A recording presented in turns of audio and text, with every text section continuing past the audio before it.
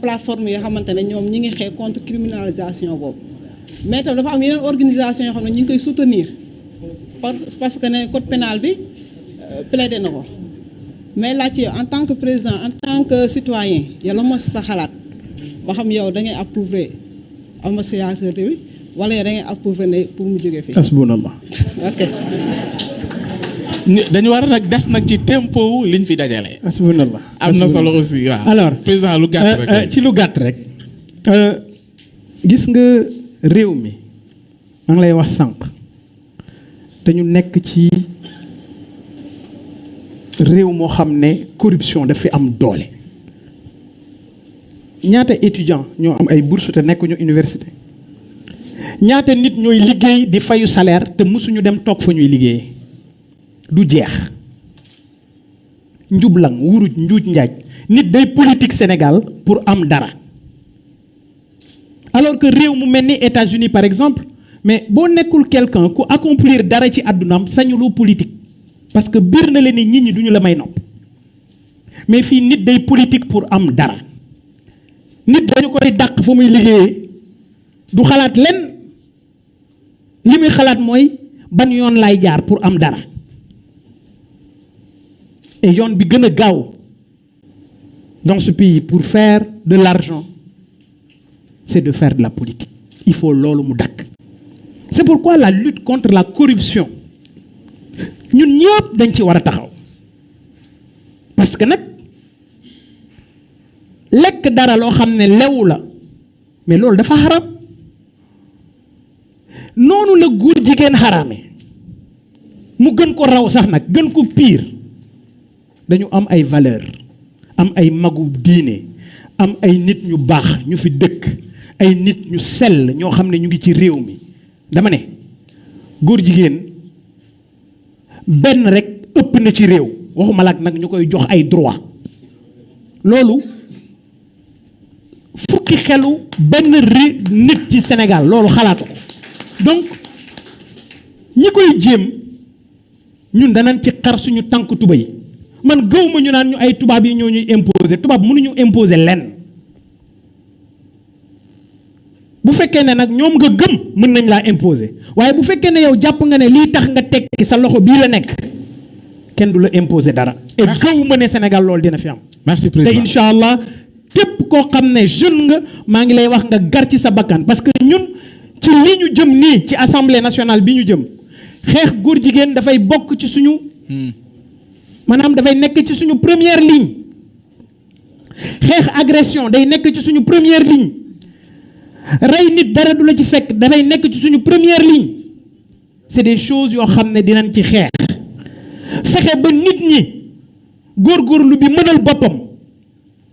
man loolu moo ma tax a jóg wax naa leen ko ba tàyyi soxlawu ma 100 milliardaires Sénégal 500 000 millionnaires laa soxla Sénégal. merci beaucoup président laal nga fi ay points yu am solo te jotaay bi du fi am dina am yeneen mais on est contraint par le temps 5 minutes moo ñu dese te il faut que ma dégluwaat beneen jigéen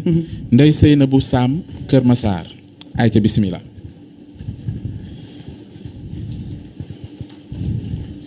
salaamaaleykum mbooloo bi di jiital nuyoo bi suñu président Bougane Gueye Dany di rafetlu kàddu yi encore une fois ak initiative bi rafet na trop macha allah sama question moom day ñëwaat ci li soxal xëyum ndaw yi parce que yaakaar naa ne ndaw bi nga xam ne mi ngi ci dëkkam am diplôme di xëy di yeewu amul liggéey bu gisee gaal bu taxaw wala ku ko nekk kaay ma yóbbu la nga jéggaani pour dem beneen dëkk facilement day dem parce que gisul ci dëkkam ki nga xam ne moo ko dimbali mu war a am xëy boobu léegi ba tax na dama bëggoon xam ci li ban position nga am wala ban gis-gis nga am ci li nga xam ne moo soxal wàllum migration bi wala si vous me le permettez ma wax ko ci français. non c'est bon ma bantuwaat ko. c'est bon moi je préfère la question en wolof. oui parce que mooy suñu làkk. d'accord moom la ñu bëgg. léegi ma bëggoon xam ban gis-gis nga am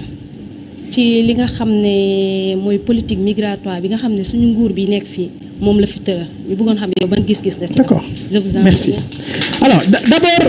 li ma gëm jéemuma expliquer ni nit ñi di dundee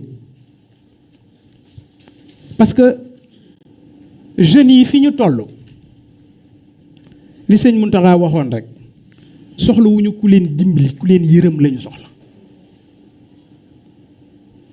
dañoo soxla ku leen yërëm. Je n'essaie pas d'expliquer que ñiy dugg ci gaal gi war nañoo dugg ci gaal gi mais ku amul pexe da ngay jàpp ne pexe bii pexe la bu leen neexee ñoom ñu tëj seeni frontières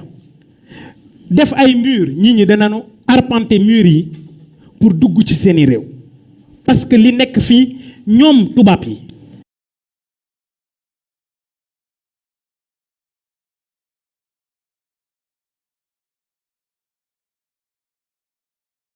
mbooloo mi président maa ngi lay nuyu man ñaari question la am pour poser ko benn bi day wax ci liggéeyu ndaw yi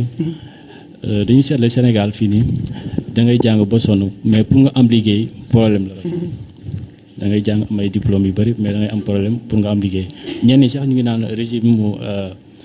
fautif yi mooy échec la ci régime yi fi jot a jaar mais man maa ngi lay laaj lan moo ci sa xalaat quoi ak lan moo ci sa solution boo toogee quoi. beneen question bi tamit mooy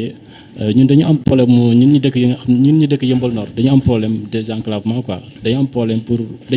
pour dugg Yeumbeul mais aussi dañu am problème pour génn Yeumbeul. waaw deux voies yi nee na woon dañuy koy defal foofu biir Yeumbeul ba léegi mënut a fexe ba pare daal yàgg na foofu ñu ngi siy xalaat quoi. ma li ma la wax rek ñoom seen bopp moo leen intéressé mais la première question bi ngay wax ne rappelle-moi tout. La question tour bi la question. dañuy am diplôme bay bëgg a dee ñàkk xëy. C'est ça mais ça a toujours été le problème am xëy doom bu góor la ci réew mi noonu lañ ñu ko waxee tout le temps mais est-ce que bawal bi jóge bawal ñëw Sénégal ñëw Ndakaaru dafa am problème moom lui il réussit. Tu sais pourquoi? Parce qu'il sait qu'il n'a pas d'autre issue que la réussite. La réussite, mon frère, elle n'est pas facultative. Pour parler un peu en jargon scolaire. Du lu la neex jël wala mu neex la nga bàyyi obligation la. Alors que yéen ñi jàng njàng mu rëy mi dañ leen di formater dañ leen di gëmloo ne vous êtes supérieur am na loo xam ne waruloo ko def bawal bi bu ñëwee. ginaaru tiir lay indi ak ëmb buy ñibbi Mercedes lay war dem seeti seen waa kër alors que yow yaa ngi fii bool bi baraada bi parce que tout simplement ñi ñu jiite ñoo lay gëmloo ne pour nga tekki il faut ñoom ñu dugal sa loxo ci sa life ñoo lay gëmloo ne pour que yow sa life jag il faut ñoom ñu financer la pourquoi pourtant à l'école dañ leen di jàngal ñiy def formation business administration mais je dis mais on vous apprend pas comment créer une entreprise parce que balaa ngay gérer entreprise u keneen mais góorgóorluwul nga def auto-emploi mais auto-emploi moom mooy la solution actuellement parce que ce qui est clair mooy ñëpp mënuñu am liggéey mais malheureusement ñi ñu jiite defuñu environnement bi pour que nit ñi mën a liggéeyal mën a demal seen bopp. Moi j'ai eu la chance d'être encadré certainement par des gens ku mel ni Serigne Mbacké Soxna Lo bi mu ma ñaanalee mais daf lay soññ teg la ci yoon ne la lii mun naa nekk mun nga ci yegg quelqu'un comme Ahmed Amar di la jox ay conseils. C'est pourquoi des rencontres comme ça elles sont extrêmement importantes parce que dina la permettre yow nga xam ne tu fais partie des milliardaires de demain tu fais partie de ces chefs d'entreprise des futurs décideurs de ce pays. Ce Sénégal a besoin de toi et tu dois aujourd'hui être dans les starting blocks pour prendre les décisions et changer, transformer ce pays et je suis certain que tu seras parmi ceux qui vont relever le défi. Yeumbeul Nord dafa tëju mu ne Yeumbeul Nord dafa tëju lu ñuy def ba dem mais mooy li may wax rek xam nga loolu ça c'est des aujourd'hui tout ce qui est désenclavement par rapport aux infrastructures yu ñu def dans ces zones-là mais il y a des financements prévus pour def ay autopont pour def ay passerelles et cetera mais da ngay gis projet bu ne léegi taxaw fonctionnaire de l'État ak ñi mu àndal ne tungaañ lekk ko te dara du leen ci fekk réew mi Sénégal rek ngay dégg ñu naan la sàcc nañu alalu nguur gi te yéen seen kër kenn du fa sàcc dara maanaam fële moom ku ne mun nga faa tibbe dara et c'est pourquoi je dis dans la stratégie que nous allons développer pour transformer ce pays, cette lutte contre la corruption. Cette transformation de l'administration est obligatoire. En tout cas, jotaay bi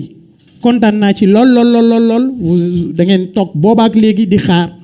malheureusement ñu war a dugg ci yeneen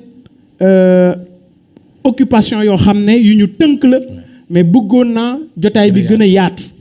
ñu gën ko yaatal ñu gën a waxtaan